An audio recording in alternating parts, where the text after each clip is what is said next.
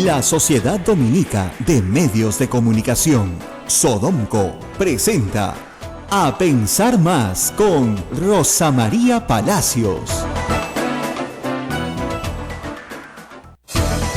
Hola amigos, ¿qué tal? Bienvenidos. Esto es A Pensar Más con Rosa María Palacios. Es un gusto estar con todos ustedes por medio de las emisoras de la Sociedad Dominica de Medios de Comunicación, Sodomco, Radio Santo Domingo en Chimbote, Radio San Martín Arequipa, Radio Veritas Cusco y Radio Santa Rosa, nuestra anfitriona, aquí en Lima, ciudad capital. El saludo y agradecimiento también a nuestras hermanas emisoras dominicas, Radio Cepagua, Ucayali, Radio Quillabamba La Convención y Radio Madre de Dios en Puerto Maldonado. Estamos en vivo a esta hora con todos ellos en A Pensar Más. Abel Ángeles, ¿cómo estás? Muy buenos días, Ismael, y bien, mirando esta nota que pocos la levantan, ¿no? Solamente se habla del señor Toledo, y está muy bien que se hable del señor Toledo porque está siendo buscado, perseguido, tratado de perseguido lo que él dice que es un perseguido político, sí, ¿no? Sino, pero la nota que hoy día la República presenta es muy interesante. Levantan secreto bancario al ex financista de Keiko Fujimori, ¿no?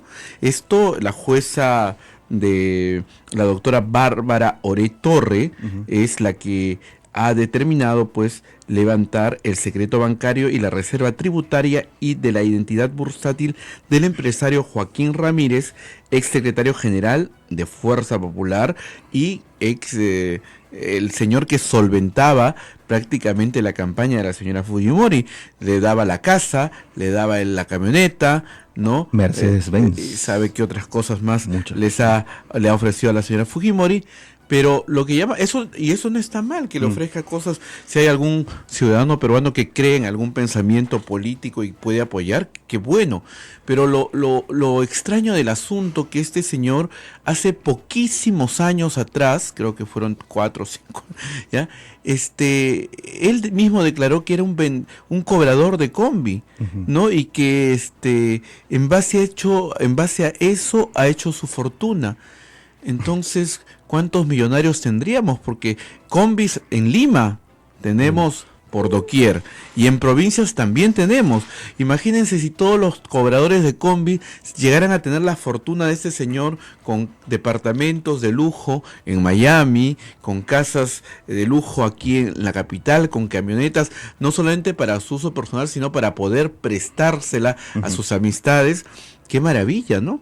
Entonces dejemos de hacer periodismo y vámonos a tomar una combi, a que nos contraten de cobradores de combi. Quizá podemos nosotros tener la misma suerte de tener tantísimo dinero que no calza, pues, y es por eso que la jueza Bárbara Oretorre pues ha dicho: acá hay algo oscuro, acá hay algo que investigar. Tarde, pero por lo menos ya se está haciendo o tomando acciones, porque la justicia también pues era demasiado lenta en este aspecto en especial. Mucho se ha hablado sobre el señor Joaquín Ramírez, sobre la extraña procedencia de esta, digamos, riqueza o fortuna que ha ido amasando.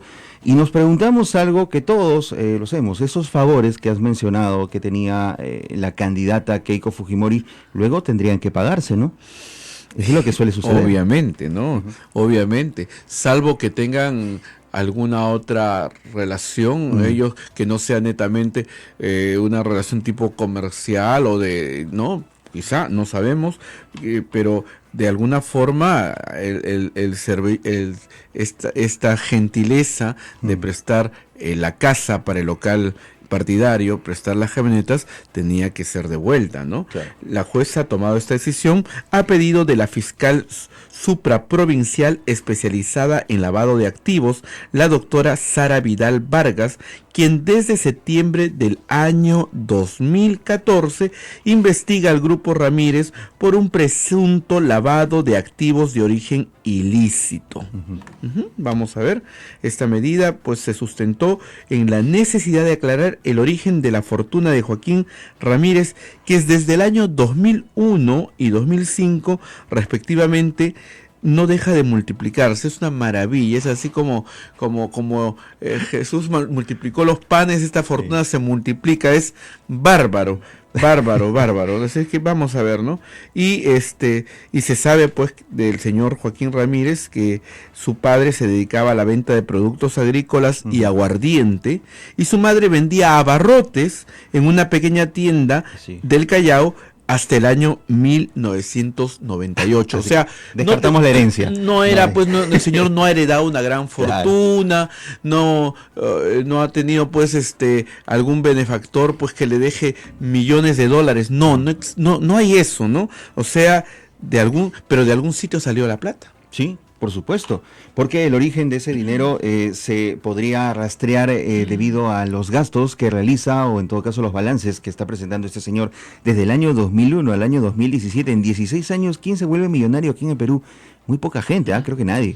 Joaquín Ramírez, recuerda Ismael, inició sus actividades empresariales con la empresa Capricornio Import, SAC, y tuvo un modesto capital. Adivina cuánto fue el capital que puso en esta primera empresa el señor Ramírez. ¿Cuánto?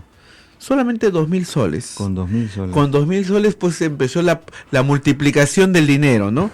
Para tener actualmente una fortuna que las autoridades no terminan de contar luego de 2 años de investigación fiscal, ¿no? Al ser interrogado hace algún tiempo, el señor Joaquín Ramírez afirmó que entre 1987 y 1994 desarrolló diversos oficios menores como repartidor de alimentos, ayudante de albañil, ¿no? Cobrador de micros, entre otros, ¿no? Estaría ostentando un premio seguro por algo, ¿no? Por algo. ¿Qué pasó allí? Es lo que queremos saber todos, cómo se hizo esa fortuna, ¿no? Y sobre todo por lo ligado que ha estado al movimiento Fuerza Popular, porque el movimiento Fuerza Popular hacía unas polladas, y en una pollada sacaba 1 millón de soles, hacía un cóctel y sacaba otro 1 millón de soles, ¿no? ¡Qué maravilla! Mañana nos podemos hacer polladas y solucionamos todos los problemas, ¿no? Renovamos todos los equipos de la radio con... Ahora, estoy seguro que esta información no va a rebotar como cualquier otra que en estos días está rebotando, hablando en términos periodísticos, por cierto, pero quisiera ver al señor Héctor Becerril, al señor... Luis Galarreta, a la señora Cecilia Chacón, que habla... tanto fiscaliza y critica de pronto las actitudes del actual presidente, hablando también sobre este tema, ¿no? ¿Alguna comisión en el Congreso de repente estaría interesada en investigar al señor Joaquín Ramírez y la procedencia ilícita, o presuntamente ilícita, de un dinero que de verdad que es rarísimo, ¿eh? Nosotros le damos acá la importancia que tiene porque de verdad vemos que otros medios no le dan.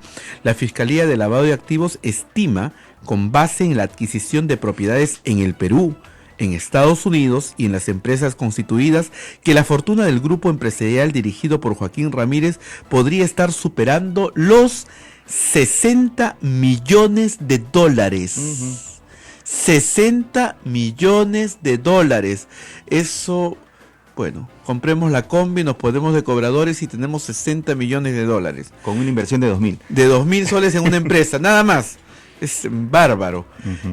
Joaquín y Osías Ramírez, son los hermanos, han adquirido viviendas, vehículos en Lima, en Miami, títulos con títulos de propiedad, tienen empresas, ¿no? Las autoridades sospechan que todavía no se ha encontrado ni se ha reportado todas las propiedades y bienes adquiridos por los colaboradores que tienen ellos, que algunos están hablando. Entonces vamos a ver cuándo termina esta investigación. La Compañía General de Combustibles se formó, por ejemplo, una de las empresas que tiene, el 24 de agosto del 2005, con un capital de... Si la otra se formó con 2.000, esta compañía se formó con 1.000. Con menos. O sea, una maravilla, ¿no? Forman una empresa con 2.000 soles, otra con 1.000. Señor Rey Midas. Y les reporta, pues, millones. En fin, vamos a ver cómo termina esta investigación de la jueza Bárbara Oré Torres. Y, pues, vamos a ver también la fiscalía, si que me parece que está haciendo un trabajo interesante para que pida pues que el levantamiento del secreto bancario. Muy bien, eso sucede hoy, eso lo ha publicado el diario La República. La República. Hay un artículo completísimo en la página 8 y 9, si no me equivoco, con muchos datos sobre este tema que es muy recomendable para todos ustedes. Sí, porque entre la corrupción del señor Toledo, el hecho que el señor Toledo sea un corrupto no santifica a los otros corruptos, no los hace menos corruptos, ¿no? Porque me da risa escuchar a todos aquellos que son pues congresistas de Fuerza Popular, cuyo líder, el expresidente Fujimori, está preso por corrupción, por haber sido considerado entre los 10 presidentes, 10 gobiernos más corruptos del mundo, hablar ahora y criticar la corrupción. Me parece perfecto que critiquen, pero que no se olviden, ¿no?, que ellos también fueron parte de ese gobierno corrupto. Así es.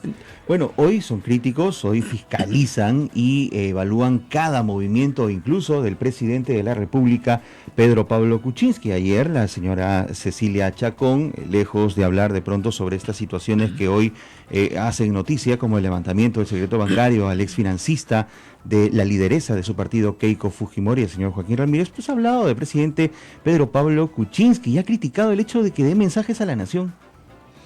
Bueno, le falta acción, dice, ¿no? Sí.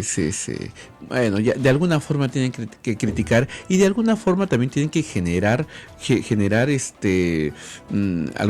desviar la noticia, porque esto del levantamiento del secreto bancario del ex financista del señor Keiko Fujimori es grave y no les conviene a ellos que se esté hablando del tema. Es por eso que tienen que lanzar la piedra por otro lado para que explote, porque si se llega a investigar bien esto del señor Ramírez, pues vamos a tener un terremoto dentro de Fuerza Popular. Y de terremotos ya estamos bastante con los terremotos que nos trae Odebrecht. Sí, por cierto. Y hablando de terremotos, Abel, hoy precisamente vamos a hablar de prevención. Rosa María Palacios ha dejado una entrevista muy interesante que tiene que ver con el tema de prevenir estos desastres naturales, los sismos y el gran terremoto que se anuncia es algo que va a pasar sí o sí, quiéralo o no. De nuestro lado solo nos queda el tema de la prevención y el doctor Julio Kuroiwa, un especialista, digamos con reconocimientos mundiales en el tema de sismos, conversó con nosotros. Sí, el ingeniero Julio Kuroiwa es experto, es uno de los expertos más famosos en el mundo y es peruano sobre el caso de terremotos. Es uno de los hombres que más investiga y ha hecho y ha realizado cantidad de publicaciones a nivel nacional e internacional en castellano, en inglés y en otros idiomas. Y el ingeniero Kuroiwa pues es el que más sabe y el que más nos puede recomendar de cómo prevenir los sismos y qué tanto estamos descuidando, ¿no? Vamos a la pausa y tras la pausa regresa Rosa María Palacios y el ingeniero Julio Kuroiwa. Sodomco, Sociedad Dominica de Medios de Comunicación. Recuerden, amigos, que Sodomco, la Sociedad Dominica de Medios de Comunicación, integra a Radio Santa Rosa en Lima, Radio Santo Domingo Chimbote, Radio San Martín Arequipa, Radio Veritas RTV Cusco. Y ustedes pueden escuchar este programa en vivo a esta hora en las diferentes páginas web de nuestras emisoras asociadas. También estamos al aire en estos momentos con Radio Cepagua Ucayali, Radio Quillabamba La Convención y Radio Madre de Dios en Puerto Maldonado, emisoras dominicas que se integran a la red Sodomco para transmitir A Pensar Más con Rosa María Palacios. Lo anunciado, el ingeniero Julio Kuroiwa, experto en temas de sismos y prevención, está conversando a esta hora con Rosa María Palacios. Adelante. Bueno, este es un programa muy especial para mí porque estoy con una persona que a mí me ha enseñado muchísimo sobre prevención de desastres, y para una persona que comunica es muy importante tener información de primera mano científica. El ingeniero Julio Kuroiwa, una autoridad mundial en prevención de desastres, está con nosotros esta mañana y por supuesto ha podido admirar primero el convento, ¿no? Y ver ciertos mosaicos que tenemos acá desde 1600, para probar que hay ciertas cosas que si se hacen bien y el suelo es bueno, pueden durar siglos. Ingeniero, muchas gracias por estar con nosotros. Rosa María, gracias por invitarme. Yo sé que la audiencia que tiene esta radio es grande y sobre todo me has dado una nueva lección que yo la tenía más o menos clara, pero ahora estoy seguro que el suelo del centro de Lima es muy bueno. Tanto es así que he visto un mosaico de 1606. Un hermoso patio, es parte de mi recreo hoy día. Y que el terremoto de 1746, que fue según estudios geofísicos 8,4 en la escala Richter, y ahí no funciona, y algo así como 8, 7, 8, o sea, equivalente al terremoto de Chile de 10. Claro. Pero este convento, acabo de ver, el patio no se cayó y fue construido el año 1609. Exactamente. He aprendido acá algo nuevo que ratifica que el suelo de Lima, de esta parte, es muy bueno y creo que la intensidad no pasó de 6. Yo ya he dicho acá, apenas hay un terremoto, estoy al aire, voy y me abrazo la pileta que está ahí desde el primer día, desde que llegaron los españoles, así que, y está exactamente en el mismo sitio. Así que hay sitios, los suelos son muy importantes en su investigación. Pero vamos a empezar por el tema de huaicos, que es un tema también de suelos que se desplazan. Estamos atravesando un periodo de lluvias duro y un problema de huaicos fuerte. Lo atravesamos todos los veranos, pero en este verano hemos tenido una mayor intensidad y hay como 50.000 viviendas afectadas. Este programa lo escuchan sobre todo gente muy pobre, que nos escucha en Chimbote, que nos escucha en Madre de Dios, que nos escucha en Pucallpa, en Arequipa, en Cusco, zonas y en zonas muy vulnerables. La pregunta que siempre nos hacemos es, ingeniero, ¿por qué la gente se vuelve a poner en sitios donde no debe estar? ¿Qué es lo que sí se puede mitigar y qué es lo que acá no? No deberíamos tener una política de decir, acá no, acá sí, con cierta mitigación, no mallas, qué sé yo. ¿Por qué no tenemos realmente peinado eso allá en todo el Perú? Bueno, yo creo que en primer lugar, muchos alcaldes con fines electorales propicien la ocupación de sectores con riesgos no mitigables, como sucede, por ejemplo, con las quebradas de Chosica. Simplemente, según la normatividad actual, no deberían ocuparse, no se registran en registros públicos, de tal manera que eso es lo que hay que evitar. Si siguen ahí, tarde o temprano la historia se repite y van a sufrir las mismas consecuencias. Y tenemos un ejemplo claro. En el año 1997, una tesis de un exalumno, el ingeniero Connor, estudió eso y bajó un huaico con enormes piedras. Por la quebrada de Pedregal, ¿no? Exactamente, que está en programas de Caretas, por ejemplo. Claro.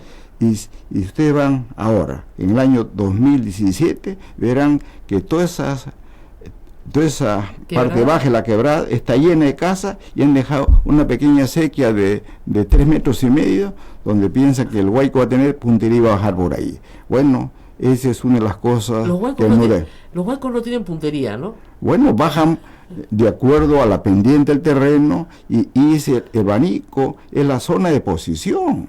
Claro. La zona de deposición quiere decir que todo el material que trae se deposita ahí y bueno, yo creo que esas personas están en gran riesgo. En gran riesgo. Ahora, pero no son las únicas. En todo el Perú tenemos el mismo problema. Yo creo que es bueno, me acabas de decir que lo escuchan mucho. Hemos estudiado también el niño 82, 83 y 97, 98. ¿Qué pasó en Chulucanas? Una ciudad completa, la mayoría de adobes quedó bajo agua y simplemente esas casas se destruyeron.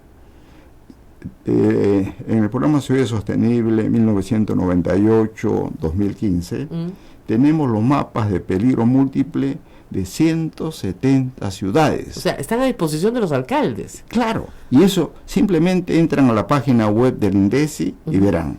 Y este trabajo hecho en equipo, mayormente por consultores locales. ¿Y qué se mide ahí? ¿La calidad del suelo? Bueno, se mide qué cosa en los mapas de peligro múltiple. El efecto de los terremotos. Por ejemplo, como estaba conversando, aquí en el centro de Lima, desde el punto de vista sísmico, el peligro es muy bajo. Si nos vamos a los pantanos de Villa, el peligro es alto, ahí lo mismo que en el Callao, donde el suelo es blando. Entonces, el mapa de peligro múltiple marca con color rojo, donde el efecto sísmico es muy grande, como el caso de Yungay, que puede afectado por una luz como se vino, o se inunda de manera muy severa.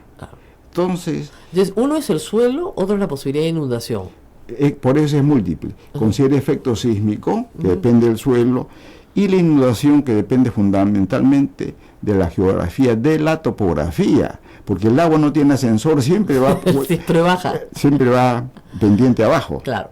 Ahora, tenemos otro fenómeno en la costa peruana que recién, gracias a Dios, ha sido concientizado, yo le digo, gracias a sus trabajos y a otros profesionales, en los alcaldes, que es el tema de los tsunamis. Hasta que no se vio en el Perú el tsunami de Indonesia, en la televisión, creo que la gente no fue consciente de que en el 2001 tuvimos un tsunami en Arequipa, en Punta Bombón y en Camaná, donde Claro. murieron casi 100 personas. Y no hay conciencia del tsunami. Obviamente la gente que vive en Caleta de Pescadores y los escucha, sí sabe, y se van para atrás, pero lo tienen como herencia ancestral, o sea, sus padres fueron pescadores y les enseñan que si el mar se retira, corriendo para atrás, ¿no es cierto? Sobre todo después de un terremoto. Pero la mayoría de la gente no lo sabe, y hoy tenemos una ciudad construida frente al mar, que es la ciudad de Lima, con una autopista en el mar. ¿Qué hacemos? Bueno, ¿Qué tan alto puede llegar la ola de un tsunami contra la Costa Verde de Lima? bueno, efectivamente, en el caso del sur de Camaná, allí, ¿qué hizo la gente? Cuando el mar se retiró, se internaron para recoger lo que había ahí, peces, conchitas.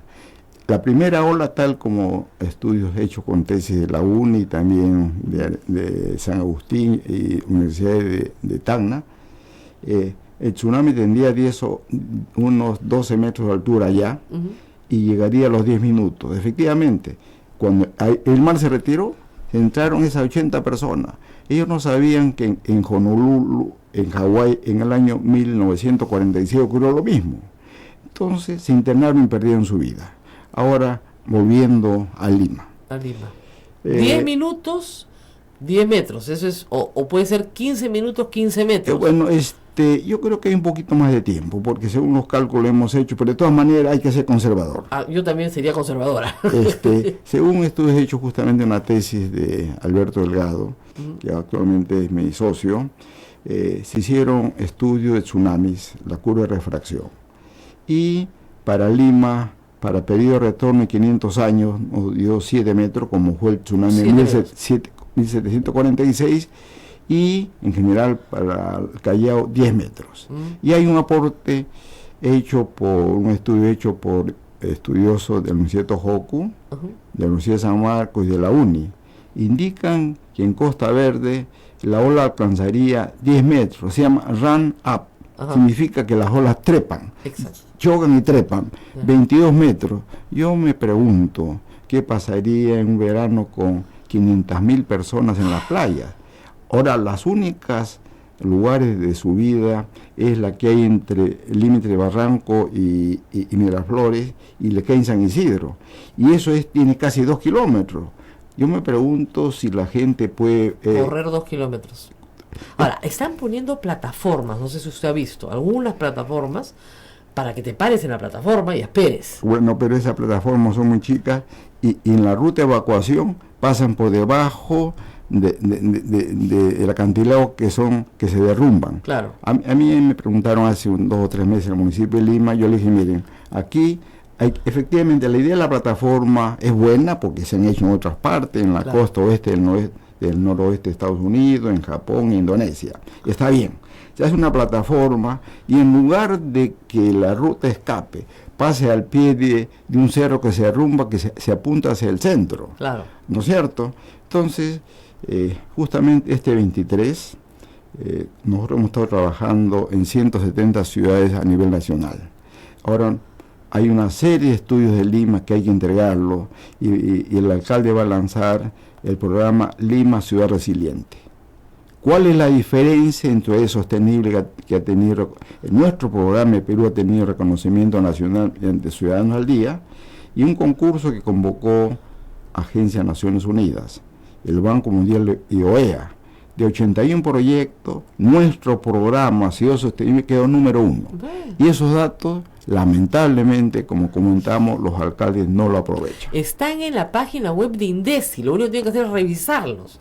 Ahora, esta idea de ciudad resiliente es una ciudad que resiste, que despega después del desastre, digamos, ¿no? Claro, resiliencia efectivamente viene un término de física, que si un resorte, nosotros lo aplastamos, cuando cesa el efecto, vuelve a su estado. Entonces, desde inicio del siglo XX hay un movimiento a nivel mundial, que es el desarrollo de ciudad resiliente.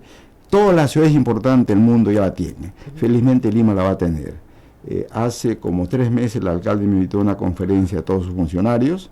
Yo fui y le expliqué el riesgo. Entonces, ya nos hemos puesto en contacto. Ingeniero, si hubiera un terremoto grado 9 en Lima, como el de 1746, hoy, ahorita como estamos, ¿cuánta gente moriría?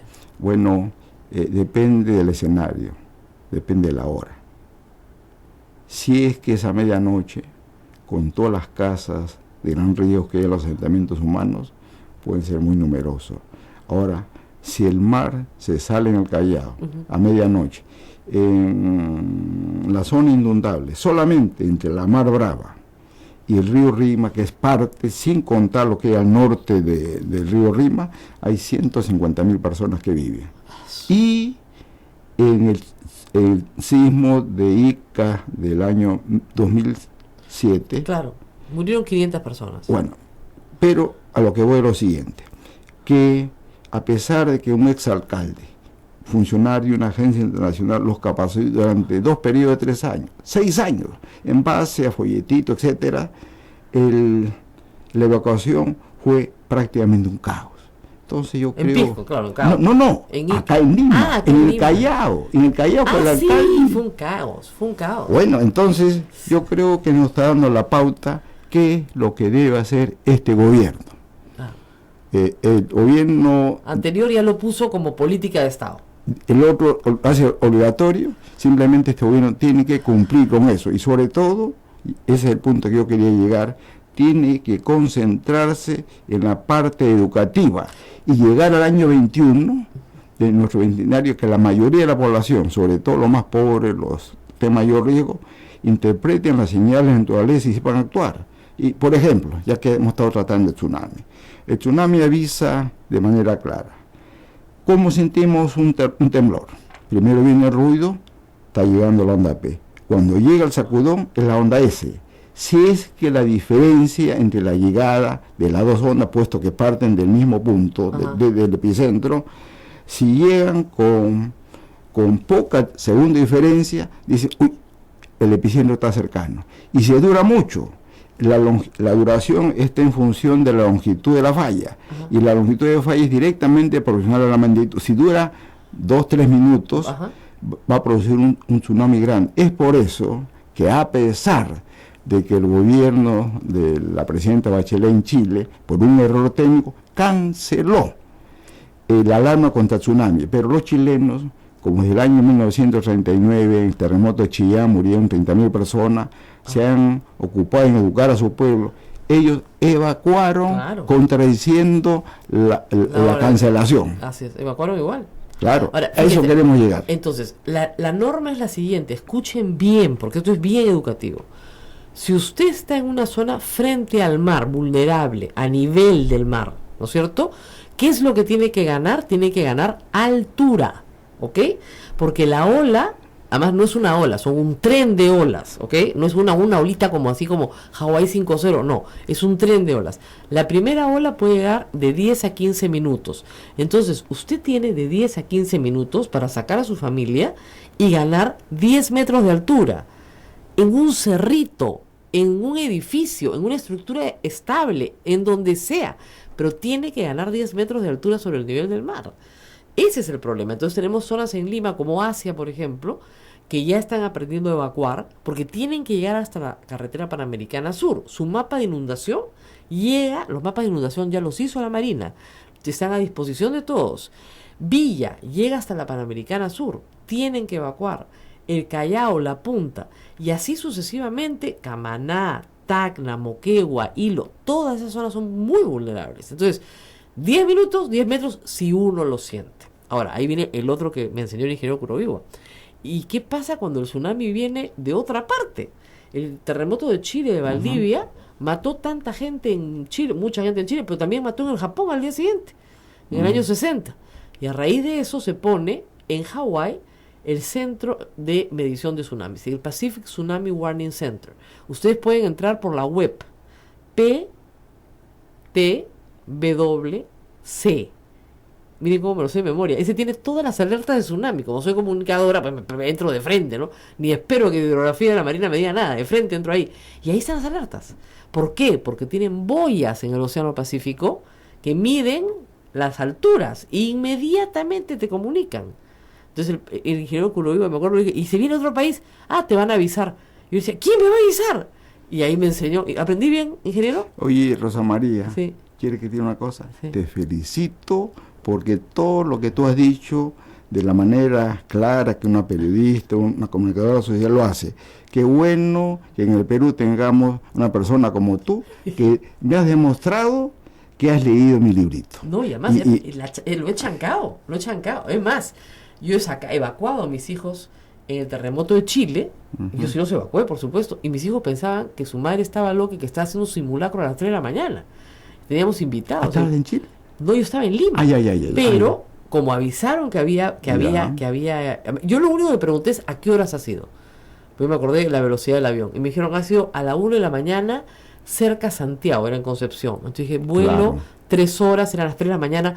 No se preocupen, tenemos 1 hora para evacuar. ¿Y ¿Qué tal? ¿Qué pasó? ¿No pasó nada? No, pero una cosa, Rosa María. ¿Qué hicieron al costado de la Rosa Náutica? Yo he visto fotos de personas que cuando el mar se retiró, sí. se internaron. Bueno, eso significa que no tienen conocimientos básicos sobre el tsunami, que es necesario, como meta al año 21, que ellos conozcan esto. Y otra cosa, tenemos que hacer una pausa, pero si hay un terremotazo, no se vayan a mirar el tsunami pues a la Costa Verde. ¿Por qué? Porque el suelo está completamente suelto. El suelo, el acantilado, está suelto. Entonces usted se va a mirar ahí con toda su familia el tsunami, el suelo se cae con usted para abajo y la ola lo chapa. No se acerque al malecón, por favor. Poco criterio. Vamos a la pausa, no se muevan. Yo sé que hay mucha gente que está pensando en la zona de Lima, San Miguel. Oiga, eso no tiene 10 metros, eso es más bajito. Ahí nos agarra, sí, pues hay que ir para atrás. Vamos a la pausa y regresamos.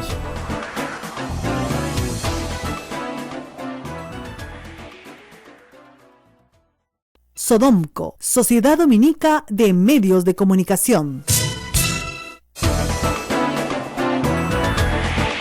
Esta es la Sociedad Dominica de Medios de Comunicación, reiteramos, que integra Radio Santa Rosa en Lima, Radio Santo Domingo Chimbote, Radio San Martín Arequipa, Radio Veritas RTV Cusco, Radio Cepagua Ucayali, Radio Quillabamba La Convención y Radio Madre de Dios en Puerto Maldonado. Hoy Rosa María Palacios habla con el ingeniero Julio Kurowiwa sobre prevención, sobre las zonas más susceptibles a los movimientos telúricos en nuestra ciudad capital, y también se habla de la situación al interior del país. Recuerden, amigos, que hay un silencio sísmico que por décadas debería llamarnos la atención en cuanto al tema de cómo prevenir que, este fenómeno natural, que es natural, que puede suceder en cualquier instante y que debe suceder por un tema ya de geología, no nos afecte tanto, por lo menos se produzca la menor cantidad de daños posible. Continúa escuchando esta entrevista que Rosa María Palacios sostiene con el ingeniero Julio Kurowiwa, experto en sismos en el Perú.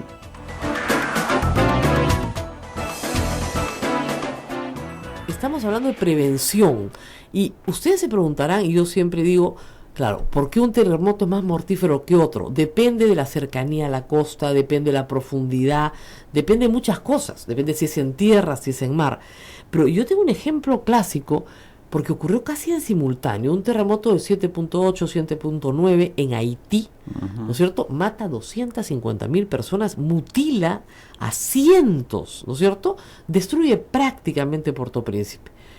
El mismo año, terremoto en Christchurch, en Nueva Zelanda. El primero no muere nadie y es de la misma magnitud, y en el segundo mueren 20 personas. y tiene un poco más de daños. Nueva Zelanda, ¿no es cierto? Un país muy organizado, con construcciones bajas, preparado. Además, encima, Christchurch está sobre zona volcánica, yo conozco bien la zona. Y Haití, ¿no es cierto? 250.000 muertos. ¿Cuál es la explicación científica de la diferencia en la mortalidad de ambos casos? Oye, nuevamente me sorprendes. Tienes datos precisos en Nueva Zelanda, que yo también lo conozco más o menos. Bueno, yo creo que está fundamentalmente en la vulnerabilidad social. La gente no tiene cultura de prevención. Obviamente las construcciones fueron en Puerto Príncipe muy débiles. Muy débiles. Y es por eso que yo creo que una de las maneras de medir su desarrollo es cuántas víctimas hay en caso de desastre. Yo creo que lo que ocurrió en Puerto Príncipe simplemente indica que el país menos desarrollado de la América Latina y el Caribe es justamente Haití. Ahora, efectivamente Nueva Zelanda. Yo estuve haciendo un seguimiento de todo lo que pasó allí porque desde hace unos 20 años, me invitaron a una conferencia en Japón de grandes terremotos en urbes urbanas. Ahí escuché 2 exposiciones excelentes. Uno de lo que pasó en Los Ángeles, en Northridge, y el otro en Kobe. 2 o 3 años después del terremoto, de tal manera que los otros estaban fresquitos. Yo dije, en caso de terremoto, Lima, las ciudades peruanas se quedan sin agua. ¿Y qué pasó? Todos los terremotos, los 3 de California que estudié, los 2 de Japón, el de Chile, Nueva Zelanda, a pesar de ser países adelantados, se quedaron sin agua entre pocos días y 3 meses en Kobe. 3 meses sin agua, imagínense.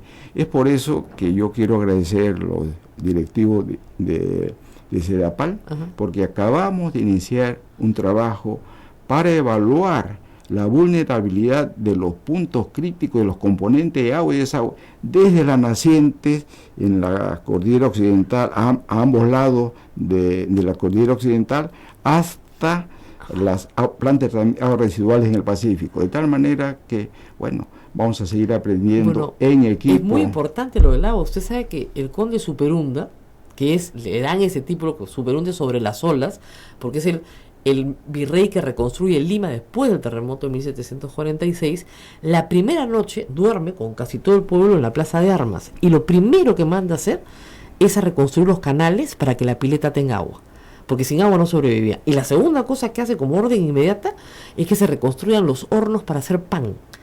Había encallado de milagro en el tsunami un barco lleno de trigo y la bodega tenía trigo.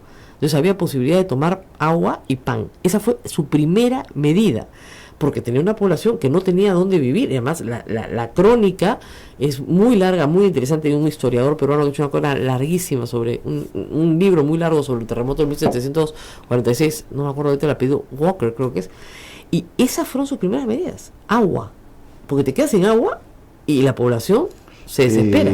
Ahora, hay varios experimentos hoy de diferentes ingenieros de la UNI, etcétera, para potabilizar agua de forma muy efectiva. No sé si lo has visto, en pequeñas almacenes y con pequeños con pastillas o con un sistema eléctrico muy sencillo, a pilas más o menos, te potabilizan agua. Entonces hay opciones, ¿no? Otra cosa, ¿quién nos enseñó el terremoto de Kobe? Que desde el punto de vista de intensidad fue extremo, porque llegó a grado 11. ¡Qué bárbaro! ¿Por qué? Porque en la isla Hawaii fue el epicentro y la falla se propagó justo debajo de Kobe. ¿Y qué cosa es Kobe? Es una franja de suelo blando como el de Villa, como el de Callao, o como los pantanos de Villa. Ya. Está entre el mar y el cerro con intensidad 11.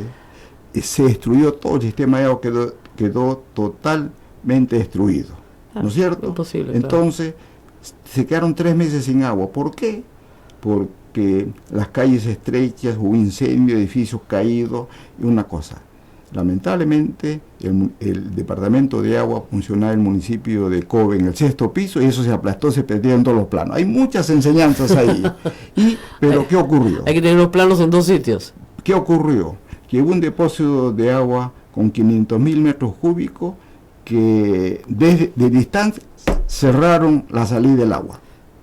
Y eso alcanzó agua de 2 a 3 litros por persona, solamente para tomar. Entonces, una de las estrategias que vamos a tomar en Sedapal es los grandes depósitos de agua, que automáticamente se cierren.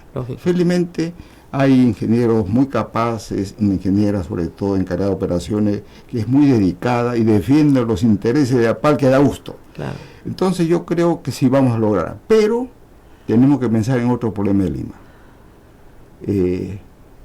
Las estaciones, las transformadores, son muy vulnerables ante los terremotos. ¿Y qué pasó en Chile? A pesar de que ellos son tan previsores, en las plantas de transformación no había un repuesto, de tal manera que la cantidad de energía que se lograba transformar ahí se redujo porque ese repuesto no había. Entonces, ya estuve conversando con el primer ministro, que es muy asequible, y la verdad que en la reunión que hubo acá en Palacio, acá cerca, en ocasión de venida del primer ministro Abe, hubo ocasión de conversar con varias, entre esos que, mire, yo le voy a enviar una ayuda a memoria, es el momento oportuno porque está muy sensibilizado. ¿Qué dijo en Piura? No estamos preparados para hacer frente a los desastres, pero no podemos quedarnos cruzados de mano cuando tenemos el material educativo. Por ejemplo, el sistema de bañera confinada que cerramos en Chimbote, es por eso que en la parte urbana de Ica no pasó nada, porque fueron construidos con ese sistema que desarrollamos en Perú, y eso se empleó en la reconstrucción de Pakistán. Tenemos datos en Perú que se emplean en otras partes, y no se emplea. Por ejemplo, en mi libro. Exactamente. Ahora, ¿qué se aprende sobre construcción para la gente que está preocupada por construcción? Yo aprendí que normalmente una caja, que es donde uno está, en una casa es una cajita, imagínense, cuando es rígida, las paredes, pum, pum, pum, se caen una sobre la otra, ¿no es cierto? Pero si uno amarra las partes de arriba, donde se unen, ¿no es cierto?, la caja baila con el terremoto. Entonces tenemos que hacer que todas las habitaciones de una casa y la casa completa bailen con el terremoto, bailen al ritmo del terremoto. Yo he visto en mi casa bailar, en el de Pisco, yo veía que la casa bailaba con el terremoto. Ya que has tocado ese tema y nos escucha todo el Perú, tratando de casa del menor costo posible. Así es. Yo creo que en el norte, donde existe, se construye con quincha, pero con bambú partido, eso, el terremoto no lo afecta. Y en el caso de la parte baja de Tumbes, que se inundó, las casas de adobe en Chulucana se cayeron. Pero ¿qué pasó en la parte baja de Tumbes? Simplemente el agua que quedó estancada por semana le sacó el tarrajeo de la parte baja. Nada más. Pasó la inundación, lo volvimos a tarrajar y está. Entonces, tenemos enseñanza en la naturaleza que tenemos que aprovecharla. Claro. Yo creo que en zonas que están en depresión, que una pequeña lluvia se llena, es por eso que muchas casas se han caído en Chiclayo ahora. Claro. Entonces, hay por el agua. Claro. Por el agua. La otra es, no te pongas pues en la vera del río. ¿No? Como hemos visto en Huancavelica, crece el río, se cae el hotel, pero el hotel está en el aire. Justamente a propósito de eso, nosotros tenemos el mapa de inundación de Piura del año 82-83. Y el año 97-98, nosotros, ese que desarrollamos en la UNI, si es que hemos avanzado algo, y esto inclusive se difunde en el nivel internacional, es que hemos trabajado en equipo. He tenido la suerte, el privilegio de trabajar con los alumnos más distinguidos de la UNI, donde desde el ingreso, de cada 10 o 15 ingresa uno, claro, y la natita arriba. Es por eso que el mérito no es tanto el que dirige, sino es el trabajo en equipo y trabajando con modestia. Esas enseñanzas tienen que transmitirse a todos, sobre todo a los más pobres, como ahora, he dicho. Como me dijo el ingeniero Goodman, en geología, lo que ha pasado va a volver a pasar. La gente dice, no, si ya pasó el Huayco para aquí, ya no va a volver a pasar. No, se ha pasado hace 500 años o 1.000.000 de años. Va a volver a pasar. Va a volver a pasar. Mira, Rosa María, los desastres más notorios en Sudamérica en la segunda mitad del siglo XX han sido dos. Uno, el desastre remero. de 23.000 personas, de 30.000 murieron 23.000. Y el gran desastre del Caribe venezolano.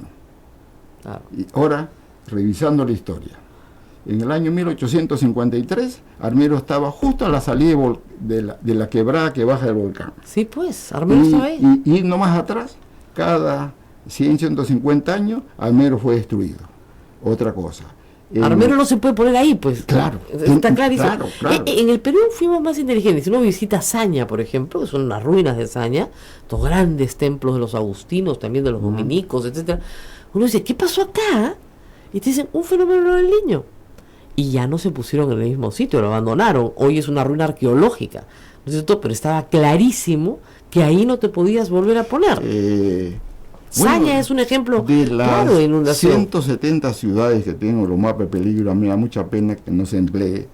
Por eso es que yo estoy insistiendo que los subgerentes de defensa civil sea una persona preparada, pues un arquitecto, un sociólogo, un ingeniero, un arquitecto, etcétera, pero no el amigo del alcalde o el pariente del alcalde. ¿Y qué pasó? A raíz de las inundaciones de Ica, yo fui allá, claro, y quería recoger, intercambiar ideas con los colegas ingenieros y arquitectos, y asistió el alcalde de Salas Guadalupe. Estuvo ahí sentado porque creo que es agrónomo y entiende las cosas. Entonces yo le dije, los subgerentes de defensa civil deben aplicar los mapas de peligro múltiples de las 170 ciudades que ya tienen ese mapa. Ahora, ¿qué hacemos, ingeniero, con la gente que no... Voy a terminar. Sí. Me acaban de avisar la arquitecta Bendezú que el alcalde el lunes ha cambiado a su subgerente de defensa civil para una persona capaz y saque de la página web de defensa civil cuál es el mapa de inundación y el peligro sobre Salas Guadalupe. Pero el problema es qué pasa cuando la gente no se quiere mover. Dice, ingeniero, ¿a dónde me voy a ir? Y eso lo escuchó usted por todo el Perú. Ya, muy bien, esta zona es inundable. ¿Y a dónde me voy? ¿A dónde me voy? Es un problema bastante crítico. Yo creo que los errores que se han cometido, sobre todo por la permisibilidad de los alcaldes. Ah, claro, por supuesto. ¿No? Y la presión del pueblo también, de ocupar un sitio para vivir. Justamente ahí es donde viene el bajo nivel cultural que no entiende, que no solamente están exponiendo su vida, puede ser que no sea la de él, pero sus hijos o sus nietos o bisnietos pueden morir allí. Entonces, si piensan, por lo menos en su familia, verán que tienen que moverse. Claro, pero no se mueven, ¿eh? Por más que les ruedas, no se mueven. Es difícil. Yo creo que el mejor ejemplo es Pedregal, o sea, pero no se mueven. Yo creo que no queda otro remedio que educarlos. Las lluvias pues no caen, no son como los temblores que no avisan. Se avisan. Ustedes ven... Hay alerta tsunami ahorita roja. Sí, una cosa. Por ejemplo, días antes que las lluvias intensas cayeran en Piura y Lambayeque, imágenes satelitales indicaban que había nube cargada allí. Claro. Entonces, yo creo que no queda más remedio, ahora que tenemos un satélite arriba, un satélite buenísimo además. Claro. O imágenes satelitales. Yo creo que Senami está trabajando muy bien. Lo que nos falta es coordinar un poco mejor. No, además, repito, hay página web de Senami, nosotros entramos aquí regularmente, pero la mayoría de los medios no. Y en estos días, por ejemplo, alerta roja en Senami, y eso no es noticia. Es una tremenda noticia. Los ríos de Huaral, Huacho, Pativilca, hasta toda la costa central, hasta Mala y Cañete, están con alerta roja, incluido el Rímac, por supuesto, y el Urindi del Chillón. Entonces, porque vienen recargados. Oye, Rosa María, no dejas de sorprenderme que conoces tanto. Qué suerte que el Perú te tenga a ti. No, yo creo que soy muy miedosa. Entonces, el miedo, la ignorancia se vence con información, ¿no es cierto? Y eso vence los miedos y los mitos. Entonces, uno tiene que informarse, y de esto hay que informar todo el tiempo.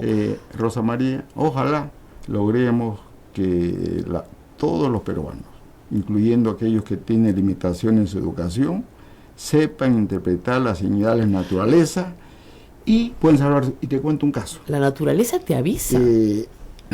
Hay avisos. Yo fui jefe de proyecto para reducción de desastres en Colombia durante 3 años. Ahora, en la parte baja de Ibagué, la provincia de Tolima, el que dirigía la prevención era un arquitecto que perdió a su esposa y a sus 2 hijas. ¿Te imaginas con qué dedicación protegió? Entonces, en la parte baja de Ibagué está amenazado por la inundación del río, Claro. que baja también de la montaña. ¿Qué sucedió? Ellos regularmente, todos los meses, hacían evacuación hacia la zona alta, todos los meses, pero no con un folletito, sino Evacuación. con conocimiento. Entonces, ellos vieron qué cosa. El río comenzó a incrementarse de volumen. Nube negra, mucha lluvia. ¿Qué hicieron? Ellos solitos evacuaron y no hubo ni un muerto en la parte baja de Ibagué. Yo creo que si nosotros llegamos a eso, respondiendo a tu pregunta hace un momento, ¿qué hacemos con la gente que ya vive ahí? Por lo menos deben saber que cuando hay nubes cargadas, ya comienzan a venir las primeras aguas, simplemente tienen que tener un sitio de refugio, porque lo más probable es que venga un huaico. Bueno, que se van a destruir su casa, pero ellos salvan su vida y su integridad física. Así es, eso es lo que hay que hacer, no meterse pues al fondo de la quebrada, sino trepar. El asunto acá es trepar. Nosotros le decimos a la gente, hay que trepar en el tsunami y hay que trepar en el huaico. Sí, y como dices, el agua no tiene ascensor, va de bajada nomás. Entonces hay que subir nosotros para salvar nuestras vidas. En el caso de Armero, yo recibí el mapa porque el mapa de peligro máximo y la zona de evacuación, pero lamentablemente el alcalde de Ibagué no hizo caso, tampoco el gobernador, pero ya en Colombia existía una ley parecida del año PCM del año 12. ¿Qué pasó? El alcalde murió junto con el sacerdote tocando su campana. No. Y el gobernador fue preso porque le habían dicho, el Mama ya está llegando al cráter. De repente, ellos no sabían que el cráter es la boca de salida, o sea, inminente. No hicieron caso, el alcalde murió y el gobernador tuvo que pagar con cárcel su inacción. Ahora, la lección fue aprendida, porque en el año 1999 ocurrió un terremoto en el eje cafetero, y en 3 años lo reconstruyeron, con plazo fijo, plan de acción concreta, dividieron en 12 partes. ¿Y qué está pasando con Pisco en Perú? Por favor, todavía no se termina de reconstruir. Ahora, le digo una cosa, yo he estado en Pisco y la parte que le toca al Estado está hecha. Pistas, veredas, hospitales, un hospital de salud estupendo, colegios. El único problema es la comisaría, que todavía no se decide qué hacer con este monumento nacional. Cosa, pero en la entrada donde se ha pretendido reubicar a las personas, todavía están viviendo en condiciones precarias. Ese es el tema. El bono que le dieron a la gente de 5.000 soles para que empiece a hacer su casa, no lo usaron pues en eso. Y finalmente no la hicieron. Entonces, es la gente la que tiene. La parte del Estado está hecha. Sí, efectivamente. No, la parte del Estado está hecha. Lo que no está hecho es lo que le toca a cada uno. Y creo que Pisco tiene un buen alcalde. Fue el alcalde de la población que queda en el ingreso. Yo he tenido ocasión de trabajar con él porque Naciones Unidas, con fondos donados por Reino Unido, estuve durante 1 año trabajando. Claro. Pero ya pasaron 10 años. Entonces, la gente tiene... Ahora, habían problemas de titulación, casas muy antiguas con muchos propietarios, etcétera. Pero sí se puede reconstruir en la medida en que la gente esté dispuesta a invertir en su casa. No esperar a que el Estado se la haga. Y invertir en su casa para hacerla bien, esta vez, para que no se caiga. Y ya no la van a hacer de adobe, la van a tener que hacer de ladrillo. Yo creo que aquí en mismo Lima tenemos un ejemplo. Lima Norte y Lima Sur. En Lima Norte los terrenos los compraron, etcétera, y Lima Sur los invadieron. Fue invasión. Ahí está la diferencia. El nivel cultural de las personas, es por eso creo, fíjate, Rosa María, en las líneas del tren eléctrico 3, 4 y 5, si empleamos la experiencia de los chilenos, yo he estado allá en Chile y tengo datos para el gobierno, si ahorramos $1.000 millones en la línea 3, 4, 5 que faltan hacer, que son subterráneas, esos $3.000 millones pueden servir para educar mejor, tener mejores hospitales, etc. ¿Usted que esté opuesto a hacer las subterráneas? No, yo creo que está bien, porque si no el tráfico sería un caos. ¿Ya? Pero estamos cometiendo los mismos errores que los chilenos cometieron en los años 70. Por ejemplo, la línea 1 fue a tajo abierto. Imaginen el caos que hubo. Claro. Ahora, hace año y medio fuimos a Chincha. Ahora he vuelto a visitar eso y está en contacto con el gerente general de Metro Chile.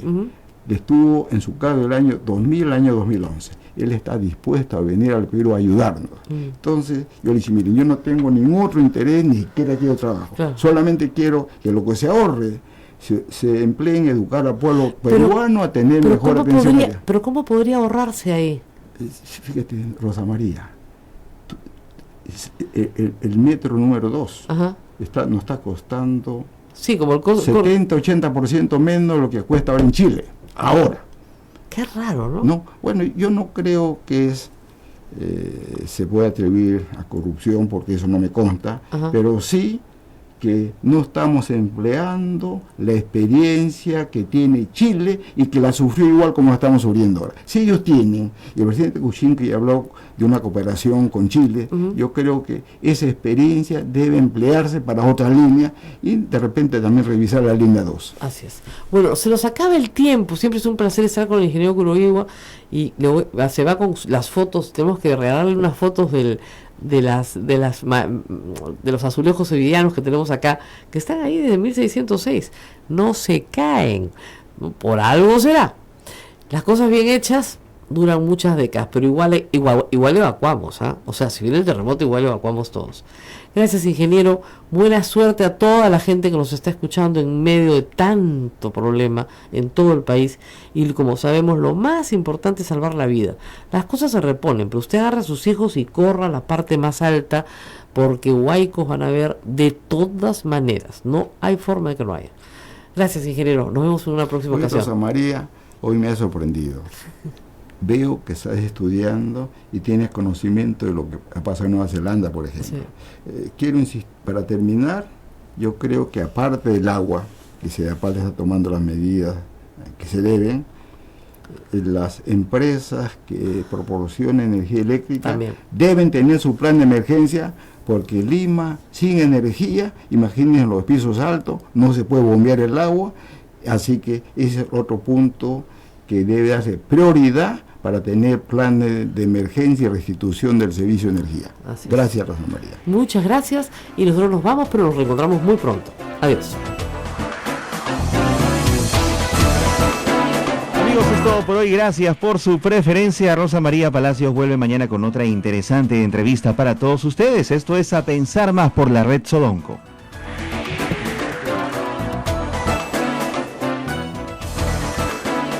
Hasta aquí, A Pensar Más con Rosa María Palacios. Este programa fue producido por la Sociedad Dominica de Medios de Comunicación, Sodonco.